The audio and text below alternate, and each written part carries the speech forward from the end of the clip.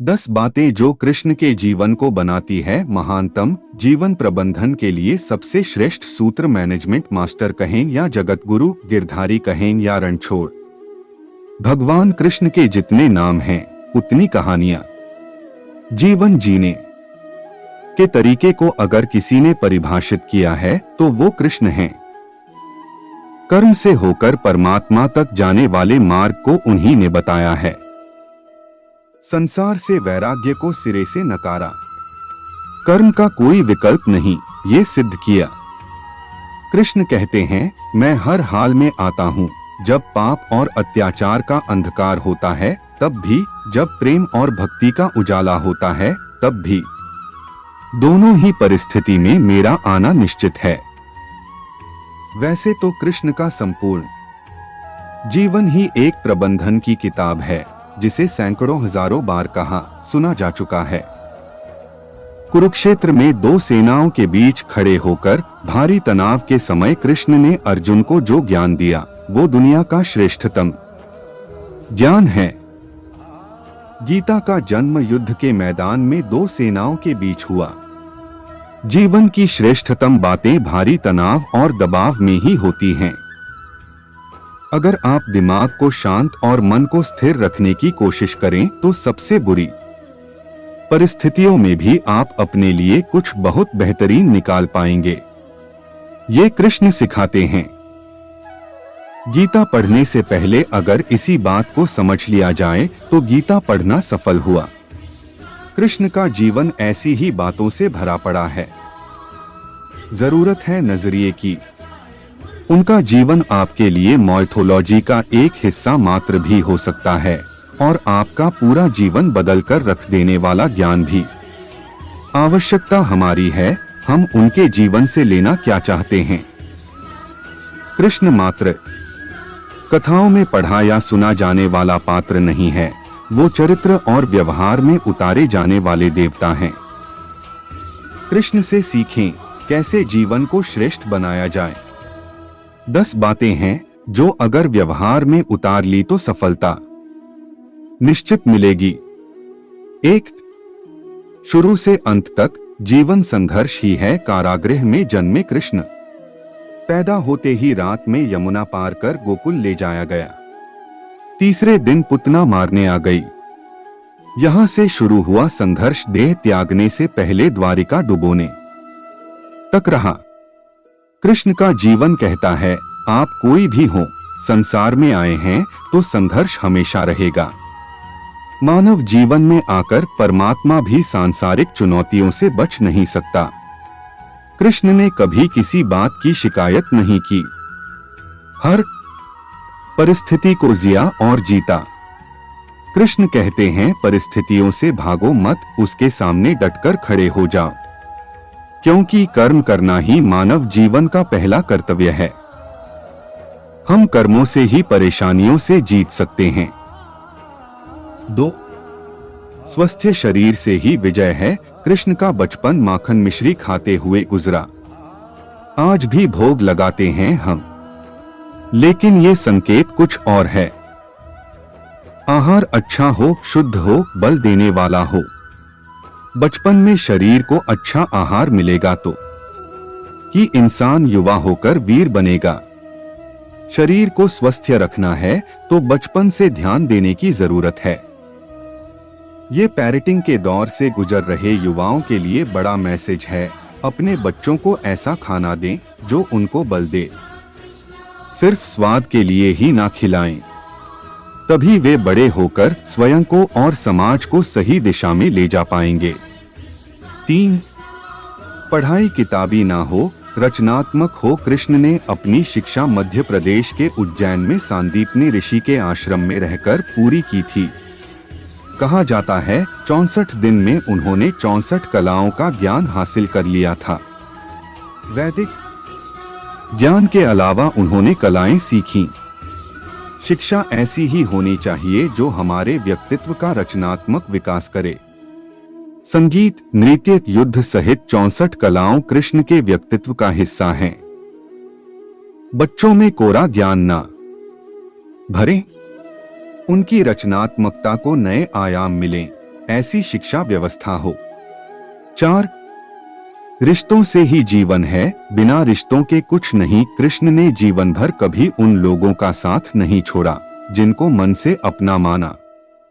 अर्जुन से वे युवावस्था में मिले, ऐसा महाभारत कहती है, लेकिन अर्जुन से उनका रिश्ता हमेशा मन का रहा। सुदामा हो या उद्धव, कृष्ण ने जिसे अपना मान लिया उसका साथ जीवन भर दिया। रिश्तों के लिए कृष्ण ने कई लड़ाइयां लड़ी और रिश्तों से ही कई लड़ाइयां जीती। उनका सीधा संदेश है, सांसारिक इंसान की सबसे बड़ी धरोहर रिश्ते ही हैं।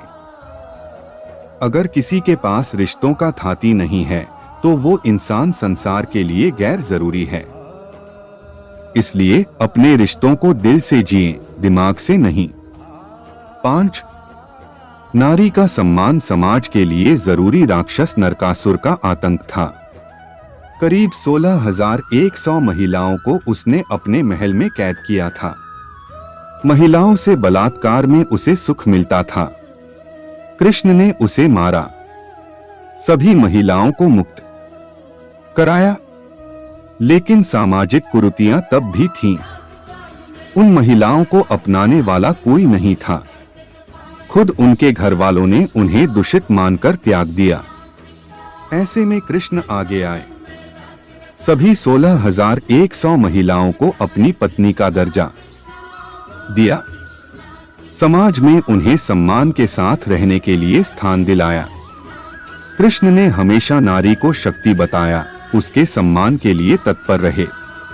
पूरी महाभारत नारी के सम्मान के लिए ही लड़ी गई। सो आप कृष्ण भक्त हैं तो अपने आसपास की महिलाओं का पूरा सम्मान करें। कृष्ण की कृपा पाने का ये सरलतम मार्ग है। 6. आपके मतभेद अगली पीढ़ी के लिए बाधा ना बने। कम ही लोग जानते हैं कि जिस दुर्योधन के खिलाफ कृष्ण ने आजीवन पांडवों का साथ दिया, उसकी मौत का कारण भी कृष्ण की कूटनीति बनी। वो ही दुर्योधन रिश्ते में कृष्ण का समधी भी था। कृष्ण के पुत्र सांब ने दुर्योधन की बेटी लक्ष्मणा का अपहरण करके उससे विवाह किया था, क्योंकि लक्ष्मणा सांब से विवाह करना चाहती थी, लेकिन दुर्योधन खिलाफ था। सांब को कौरवों ने बंदी भी बनाया था। तब कृष्ण ने दुर्योधन को समझाया था कि हमारे मतभेद अपनी जगह हैं, लेकिन हमारे विचार हमारे बच्चों के भविष्य में बाधा नहीं बनने चाहिए। दो परिवारों के आपसी झगड़े में बच्चों के प्रेम की बलि ना चढ़ाई जाए।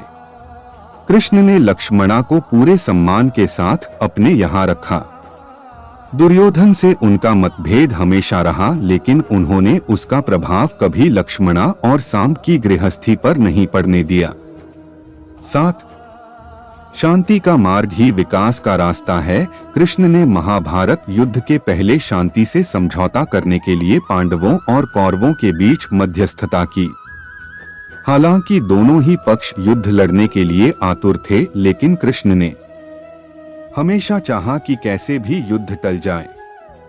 झगड़ों से कभी समस्याओं का समाधान नहीं होता है।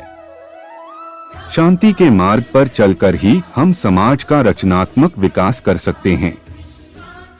कृष्ण ने समाज की शांति से मन की शांति तक दुनिया को ये समझाया कि कोई भी परेशानी तब तक मिट नहीं सकती जब तक वहां शांति ना हो, फिर चाहे वो समाज हो या हमारा खुद का मन। शांति से ही सुख मिल सकता है, साधनों से नहीं। 8. हमेशा दूरगामी परिणाम सोचे। महाभारत में जुए की घटना के बाद पांडवों को वनवास हो गया। कृष्ण ने अर्जुन को समझाया कि ये समय भविष्य के लिए तैयारी करने का है। महादेव शिव, देवराज इंद्र और दुर्गा की तपस्या करने को कहा। कृष्ण जानते थे कि दुर्योधन को कितना भी समझाया जाए, वो पांडवों को कभी उनका राज्य नहीं लौटाएगा। तब शक्ति और सामर्थ्य की जरूरत होगी। कर्ण के कुंडल कवच पांडवों की जीत में आड़े आएंगे, ये भी वे जानते थे। उन्होंने हर चीज पर बहुत दूरगामी सोच रखी। कोई भी फैसला तात्कालिक आवेश में नहीं लिया। हर चीज के लिए आने वाली पीढ़ियों तक का सोचा। यही सोच समाज का निर्माण करती है। 9. हर परिस्थिति में मन शांत और दिमाग स्थिर रहे। पांडवों के राजसूय यज्ञ में शिशुपाल कृष्ण को अपशब्द कहता रहा। छोटा भाई था लेकिन मर्यादाएं तोड़ दी। पूरी सभा चकित थी, कुछ क्रोधित भी थे, लेकिन कृष्ण शांत थे, मुस्कुरा रहे थे। शांति दूत बनकर गए तो दुर्योधन ने अपमान किया। कृष्ण शांत रहे। अगर हमारा दिमाग स्थिर है, मन शांत है, तभी हम कोई सही निर्णय ले पाएंगे। आवेश में हमेशा हादसे होते हैं, ये कृष्ण सिखाते हैं। विपरीत परिस्थितियों में भी कभी विचलित नहीं होने का गुण कृष्ण से बेहतर कोई नहीं जानता। 10. लीडर बने, श्रेय लेने की होड़ से बचें। कृष्ण ने दुनिया भर के राजाओं को जीता था। जहां ऐसे राजाओं का राज था जो भ्रष्ट थे, जैसे जरासंध, लेकिन कभी किसी राजा का सिंहासन नहीं छीना। कृष्ण के पूरे जीवन में कभी ऐसा नहीं हुआ कि उन्होंने किसी राजा को मारकर उसका शासन खुद लिया है। जरासंध को मारकर उसके बेटे को राजा बनाया, जो चरित्र का अच्छा था। सभी जगह ऐसे लोगों को बैठाया जो धर्म को जानते थे। कभी किंग नहीं बने, हमेशा किंगमेकर की भूमिका में रहे।